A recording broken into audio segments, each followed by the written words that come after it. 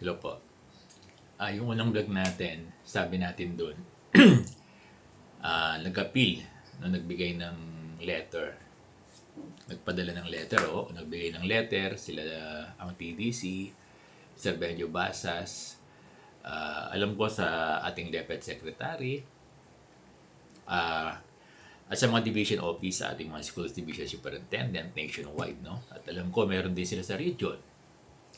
Ngayon alam nyo kahit na may letter na nag-a-appeal yung Teachers Dignity Coalition para ibigay ng mga schools division office o superintendent yung mga mid-year bonuses, mid-year bonus ng mga teachers na garnish or nakasanla. Hindi to pwedeng aksyonan eh. Mahirap aksyonan na unawaan ko ng mga SDS and even our regional offices, yung ating mga regional directors, kung walang directive, di ba? Kung walang memo yung ating DepEd Secretary. Kasi mahirap gawin. Naunawaan ko yan, mahirap gawin on the part of the schools division superintendent, no? Kasi karamihan ng schools ay implementing unit, non-implementing unit. Particular the elementary schools, the elementary teachers. Ngayon, kung walang directive yung ating DepEd Secretary para utusin yung mga division superintendents na i-release over the counter o cash yung mga mid-year bonus, malapit na. May 2 days na lang. I don't think na na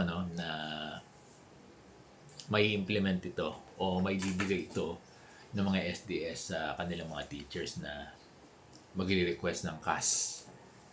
Particularly yung mga garnish or nakasanla. Kasi yan, may existing guidelines kasi na ang pag-release ng salary and other benefits ng guro ay via ATM lang, no? Or yung tinatawag natin na ADA ang process. So kung magre-render ng action yung division office, even without a directive from our DepEd Secretary, baka maging maging liable for yung hindi pag-comply, not complying dun sa DepEd directive that giving salaries or benefits, it should be via ATM. Ganon. Kasi yan yung mandato para sa mga SDS natin. Even the principal, even Sir Bong, actually, our school is implementing unit. Kung gugustuhin kong ibigay sa may mga garnish din yata kami, kung gugustuhin kong ibigay, pwede. Napakadaling gawin. Kaya lang, without a black and white memorandum from our SDS, I cannot implement, Hindi ko pa pwedeng gawin. Or I cannot do it. That is the exact word. I cannot do it. Giving cash, hand in the cash mid-year bonus to our garnish teachers. It cannot be like that. Unless there is a memo or instruction from our SDS. Ganun yun. Kaya napaka-importante nung yung ating DepEd Secretary, siyang mag-issue ng directive. Without the directive of the Secretary, DepEd Secretary, it cannot be implemented. Ganun yan eh. Yan ang malungkot. Kaya ang natin, ng mga garnish, ang ating hope, di ba? Ang ating mga nakasanla na guro, ay yung i-render na issuance ng DepEd Secretary para dito sa mga garnish at nakasanla na ibigay na lamang ng cash sa kanila. Ganon. So starting Monday, titingnan natin kung anong magiging development. Sana, no? Sana napapanood dito, no? Napapanood dito ng ating mga DepEd authorities, undersecretary, assistant secretaries, and of course, yung ating DepEd secretary. Ano po?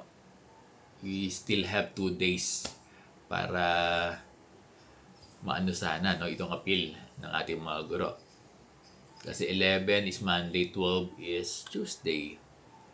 13 na, preparation na yan ng mga ADAS, ng mga finance officer natin sa division office. Diba? Gagawa na sila ng list para dun sa ADA transaction in the bank. At nilalagay doon yung lahat ng personnel na tatanggap ng mid-year bonus via ATM. Ngayon, kung magkakaroon ng directive hanggang bukas, bukas hanggang Tuesday lang, hindi isasama ng mga ADAS yung mga pangalan ng mga garnish or yung mga nakasanla doon sa payroll ng ADA to the bank, no? At rather, gagawa lang yan parang voucher o what? Ganyan basta yung kanila hindi papasok. Tapos makukuha na lang nila sa mga disbursing officer. It can be cash or it can be check. Kaya lang, hindi yan pwedeng execute Oo. Hindi yan pwedeng execute.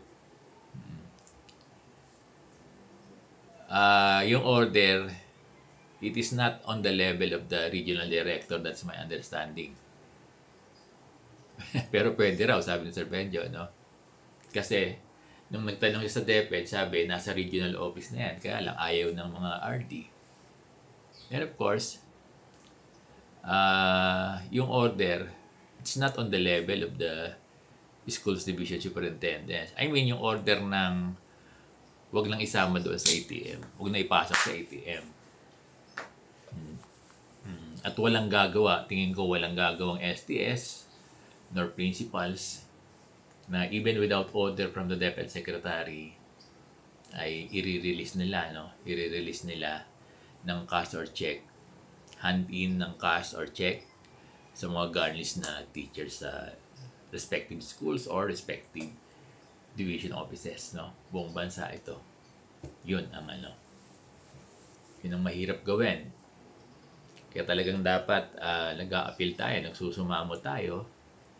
So may 2 days pa. Para dito sa mid-year bonus. Para dito sa mid-year bonus. So yung mga nagbigay na, hopeless na talaga. Alam ko may mga division na nagbigay Diba? So, dear teachers, may 2 days pa para